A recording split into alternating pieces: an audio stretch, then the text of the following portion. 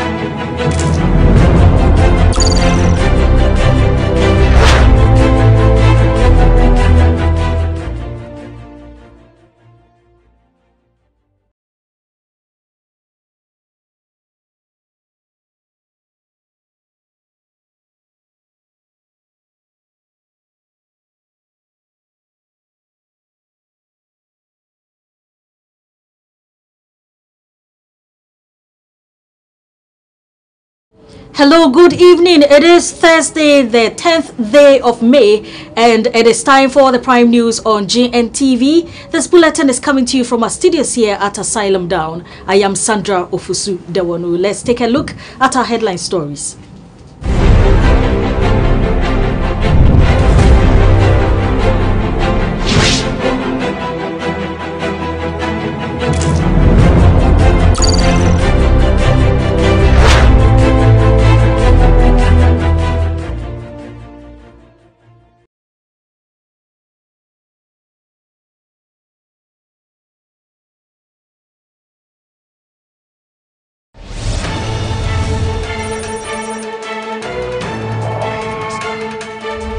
Constitutional, Legal and Communication finalizing RTI draft bill.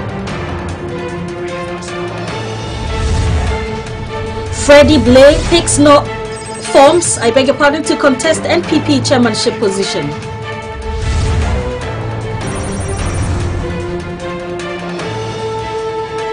Ex-Capital Bank workers lament locked up Providence funds. On the international front, 1 killed, 2 badly wounded in South Africa mosque attack. Details of these stories and many other stories coming up shortly. Please stay tuned.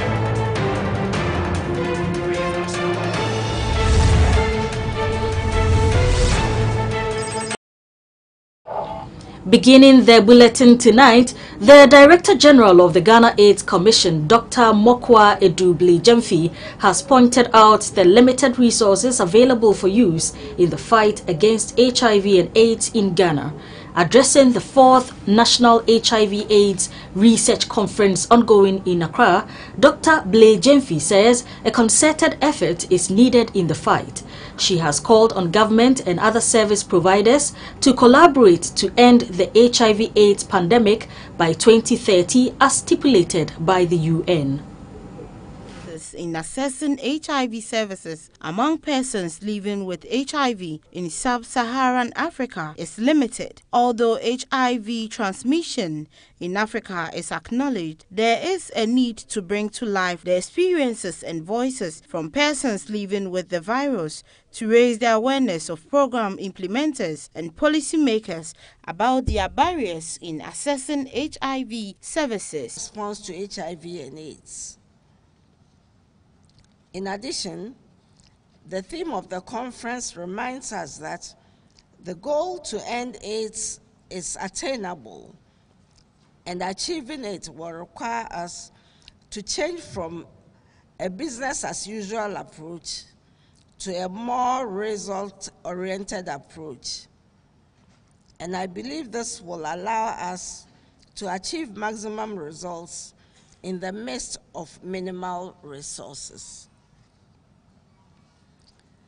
We cannot achieve this common vision if we do disease. To this end, the Director General of the Ghana AIDS Commission has added her voice to the challenge faced in the sector due to inadequate personnel, services and logistics. Our partners, notably the U.S. President's Emergency Plan for AIDS Relief, PEPFAR, and the Global Fund to Fight AIDS, Tuberculosis and Malaria, significant progress has been made in our journey to achieving the 90-90-90 targets.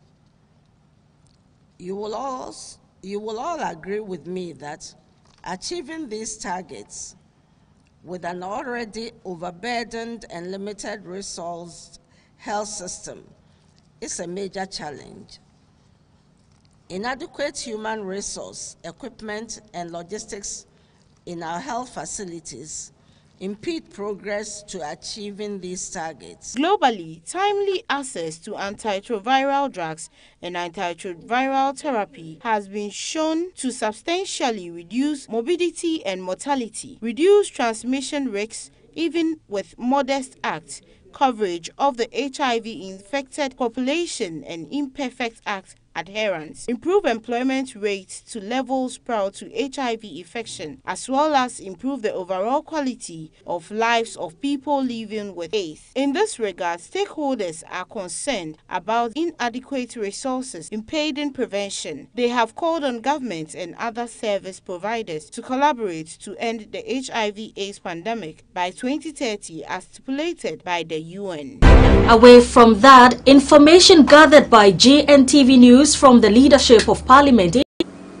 Since then, it's taken us all this while, and there are some technical reasons and also political reasons why it has taken us this long. This time around, I have emphasized and I've been preaching, and I've reached out to many of my colleagues in Parliament that we should exercise partisanship. And now the New Patriotic Party MPP, Freddie Blay, disclosed his intention to contest for the party's national chairman position in July 2017. Freddie Blay, who has been serving in acting capacity since the removal of Paul Afoko in 2016, however, said his immediate concern is to work towards the success of the Akufo-Addo administration. Freddie Blay is currently the chairman of. He is a lawyer in the New Patriotic Party after being criticized by some CPP stalwarts for Thursday, Of course, the presidential candidate for the next 4 years.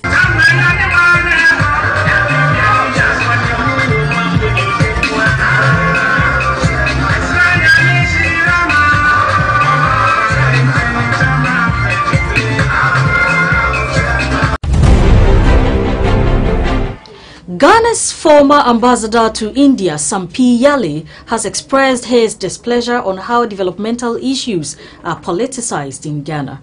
In an interaction with GNTV, he elaborated that issues of national development should be dealt with from a nationalist perspective instead of finding negative thoughts about everything due to their political affiliations. Cautioned journalists to be sincere and truthful in their reportage, devoid of politicization. Mahama, during his tenure as president, expressed dissatisfaction over the politicization of national issues in the country, as he stated that politics should not be a matter of life and death, but rather should be a contest of ideas that will help change the attitudes and disposition of the citizens, especially the youth, for the betterment of all. In Ghana, differently, who believes? Like I've suggested. For the National Democratic Congress (NDC), Elikem Kotoko has established that they do not start one thing and then end up doing illegal things. That is the concern of many Ghanaians. If these are heeded to, most people do not mind a Chinatown in Ghana. Reporting for GNTV, my name is Edem Kunkwe. In a related development, the Chinese government has pledged to release some $400 million to support government's One District, One Factory initiative. The money is expected to be used to build some 22 factories across the country. China National Building Material Corporation, CNBM, will also supply equipment and other machinery to these factories. This was made known during the signing of a memorandum of understanding between the Chinese and Ghanaian government, represented by the Trade Minister on Wednesday. It is unclear if the factories will be managed or operated by Chinese. The exact date for the start of construction is also yet to be made public. Away from that, the year-on-year inflation rate as measured by Consumer Price Index is 9.6%, down by 0.8 percentage points from the 10.4% recorded in March 2018. The main price drivers for the non-food inflation rate were clothing and footwear 17.2%, recreation and culture 13.6%, furnishing, household equipment and routine maintenance 13.0%, and miscellaneous goods and services 12.3%. Rate was 9.6% as compared with 10.4% recorded in March 2018.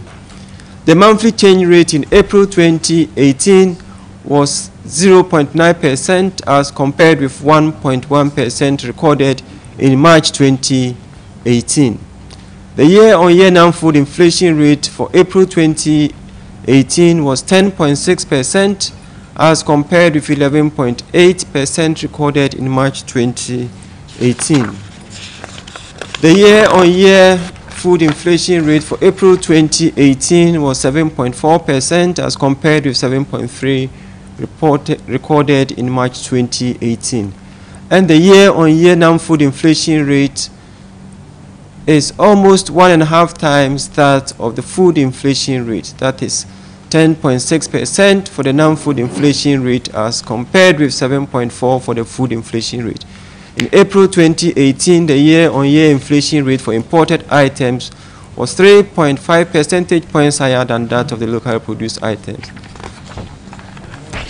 Now, the main drivers for the non-food inflation rate were clothing and footwear, recreation and culture, furnishing, household equipment, routine maintenance, and miscellaneous goods and services. And the price drivers for the food inflation rates were coffee, tea, and cocoa, fruits, meat and meat products, mineral water, soft drinks, fruits and vegetable juices, food products not elsewhere classified, and vegetables.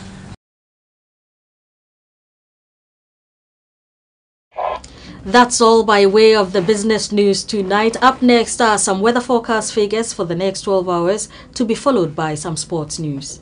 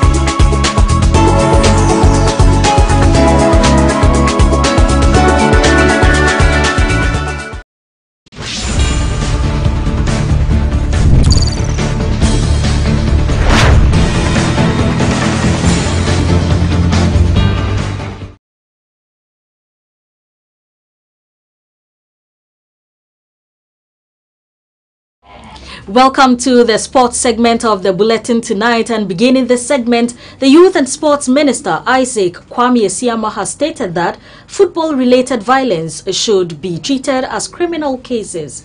According to him, supporters should conduct themselves in a way that does not contravene the law, and those who fail to do so should not be shielded. He added that government continues to engage families and victims of the May 9, 2001 stadium disaster. And the security gets you, they should deal with you according to law. Whatever you do and against the law should deal with you. That's all that. I mean, nobody should be shielded. The law should have no respect of age or whatever it is or position. whoever misconducts himself or herself should be dealt with according to law.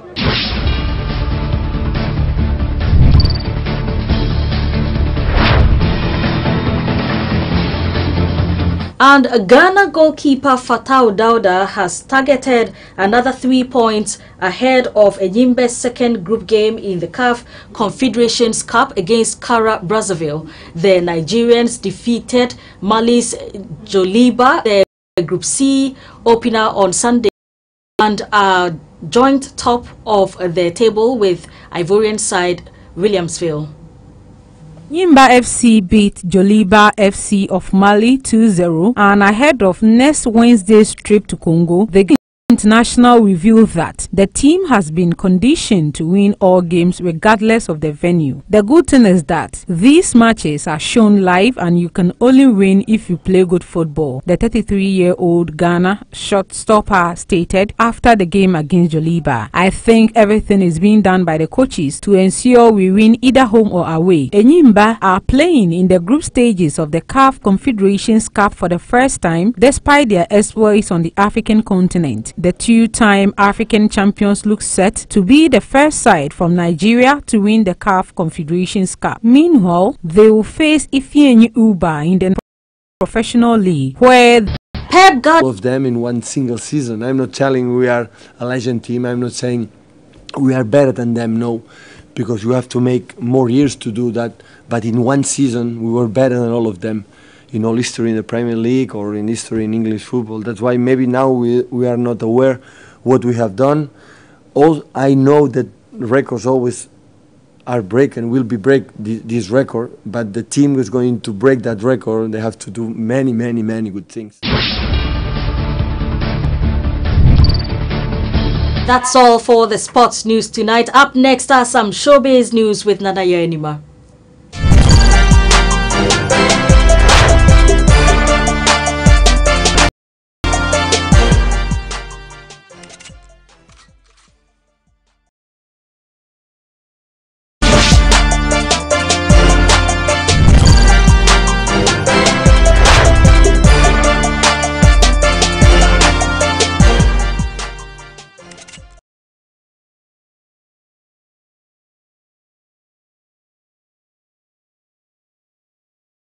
And you're welcome to the entertainment bit of the news. My name is Nanaya Enima.